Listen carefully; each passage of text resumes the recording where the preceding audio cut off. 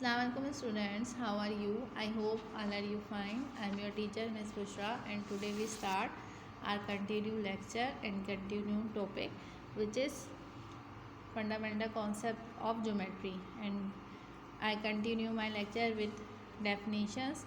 In my last topic I finished my topic on right angle and today we start with perpendicular. What is perpendicular? Two lines, rays or segments are said to be perpendicular on each other if they form a right angle as shown in figure. हम क्या कहते हैं, दो line या race या कोई भी segments perpendicular हो सकते हैं कब? अगर वो राइट एंगल बनाए. देखें, ये वाली लाइन इस वाली लाइन पर परपेंडिकुलर से सीधी आ रही है, तो हम ये कह सकते हैं कि लाइन ए डी परपेंडिकुलर है किसके ऊपर? बी सी के ऊपर. इस लाइन के ऊपर परपेंडिकुलर है. आप ये भी कह सकते हैं कि बी सी परपेंडिकुलर है ए डी के ऊपर. अगर ये मूव कर दें, हम इसको रोटेट करते हैं, और हम ये भी कह सकते हैं कि ए डी परपेंडिकुलर है डी सी के ऊपर. सिर्फ हम यहाँ से लेके यहाँ तक एक सेगमेंट ले लें तो ये इसके ऊपर परपेंडिकुलर है. ए डी परपेंडिकुलर है डी बी के ऊपर, तो ये तमाम चीज़ें परपेंडिकुलर कहलाएंगी. यानी एक रे और दूसरी रे, दो लाइन एक दूसरे पर परपेंडिकुलर होती है जब वो राइट एंगल बनाती हैं. Now come to congruent angles. What is congruent angle? Two angles having the same degree measure are called congruent angles as shown in the diagram. अब आप डायग्राम देखें कि हमने ये एक रे है, ये दूसरी रे, ये दो एंगल, इसने एक एंगल बनाया 30 डिग्री का. सेम यहाँ पर दो लाइन्स हैं, उन्होंने एक एंगल बनाया 30 डिग्री का. हम कहेंगे ये दोनों एंगल कॉन्ग्रुएंट हैं अगर इनकी मेजरमेंट सेम है. अगर ये भी 30 डिग्री का है और ये भी 30 डिग्री का है तो ये कॉन्ग्रुएंट एंगल्स कहलाएंगे. हमने यहाँ लिख के भी दिखाया है कि measurement of P Q R congruent है किसके? के एल एम के. तो ये दोनों measurement of angle P Q R, measurement of angle K L M are congruent angles. Congruent angles कौन होते हैं? जिनकी मेजरमेंट्स, एंगल की मेजरमेंट क्या होती है? सेम होती है. 30 डिग्री के हैं तो दोनों ही 30 डिग्री के हों, 45 डिग्री के हैं तो दोनों ही 45 डिग्री के हों. वो एंगल्स हमारे पास कहलाते हैं congruent angles. Now come to adjacent angles. What are adjacent angles? Two angles are said to be adjacent if. दो एंगल कब एडजेसेंट एंगल होंगे? तब अगर they have a common vertex, उनका वर्टेक्स से कॉमन हो. They have one arm common, उनका arm जो उनके ऊपर आ रहा हो वो कॉमन हो. And intersection of their interior is empty, और जहाँ पे वो इंटरसेक्ट कर रहे हो वो जगह क्या हो? एम्प्टी हो. Now come to diagram. हमने एक यहाँ पे लाइन ले ली जो इसके ऊपर आर्म ड्रॉ करा क्यू आर. ये हमने एक लाइन, एक भी कह सकते हैं आप इसको आर्म भी कह सकते हैं, एक आर्म ड्रॉ कर दिया जो कि है Q are.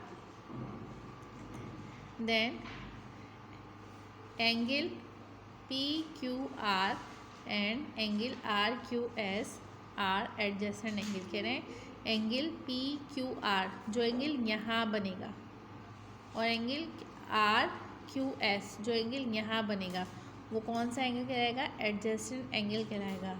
Because they are, क्योंकि they are in accordance with the above definition, क्योंकि इन डेफिनेशन को फुलफ़िल करता है. जो अगर ऊपर इन्होंने एडजेसेंट एंगल की डेफिनेशन बताई है, ये इसको फुलफ़िल करता है. कैसे? Q is the common vertex of angle P Q R and R Q S. Q इनका कॉमन वर्टेक्स है, यानी दोनों का मेन पॉइंट कौन सा है? क्यू है.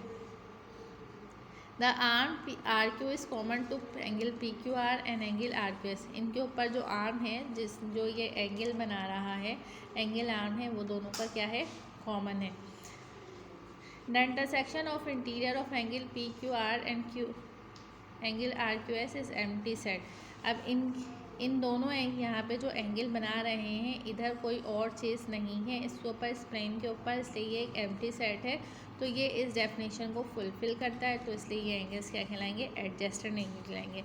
एक एंगल जो यहाँ हमारे पास बनेगा राइट साइड पर और एक एंगल जो हमारे पास उसके अपोजिट बनेगा, वो दोनों एंगल्स हमारे पास एडजेसेंट एंगल कहलाएंगे। जैसे कि एक एंगल हमारे पास यहाँ बनेगा और एक एंगल हमारे पास यहाँ बनेगा, ये दोनों एक दूसरे के एडजेसेंट एंगल कहलाएंगे क्योंकि इनका वर्टेक्स सेम है, क्यू है, इनके आर्म कॉमन है, क्यू आर है, और इधर इनके अलावा और कोई पॉइंट भी नहीं है, इनका इंटीरियर एम्प्टी है। Now come to vertically opposite angles. The angle whose arm form two pairs of opposite rays are called vertically opposite angles. वो एंगल जो दो अपोजिट रेस से बनते हैं वो हमारे पास वर्टिकली अपोजिट एंगल्स कहलाते हैं। देखें, एक रे ये जा रही है, एक रे ये जा रही है, यहाँ पे एक एंगल ये बन रहा है, एक ये बन रहा है, एक इधर बन रहा है, एक इधर बन रहा है। Angle A O C, angle A O सी और एंगल डी ओ ए या ए ओ डी, ये हमारे पास अपोजिट एंगल है। कौन कौन सा एंगल अपोजिट है, A O C, angle D O B एक दूसरे के अपोजिट हैं। इसी तरह angle B O C and angle A O D, ये एक दूसरे के अपोजिट एंगल हैं। दोबारा बता देती हूँ, एंगल ए ओ सी और एंगल डी ओ बी, भी आना चाहिए ना यहाँ पे, डी ओ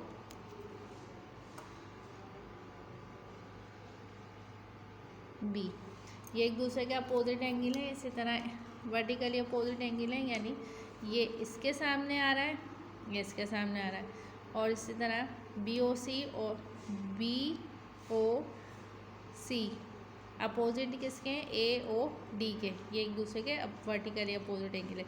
ये इसके वर्टिकल में आ रहा है, ये इसके वर्टिकल में आ रहा है, तो ये दोनों एंगल एक दूसरे के वर्टिकल है। इन एंगल्स को कहते हैं vertically opposite angle. I hope all you understand my today lecture. I will continue my lecture in my another video. Till then, Allah Hafiz.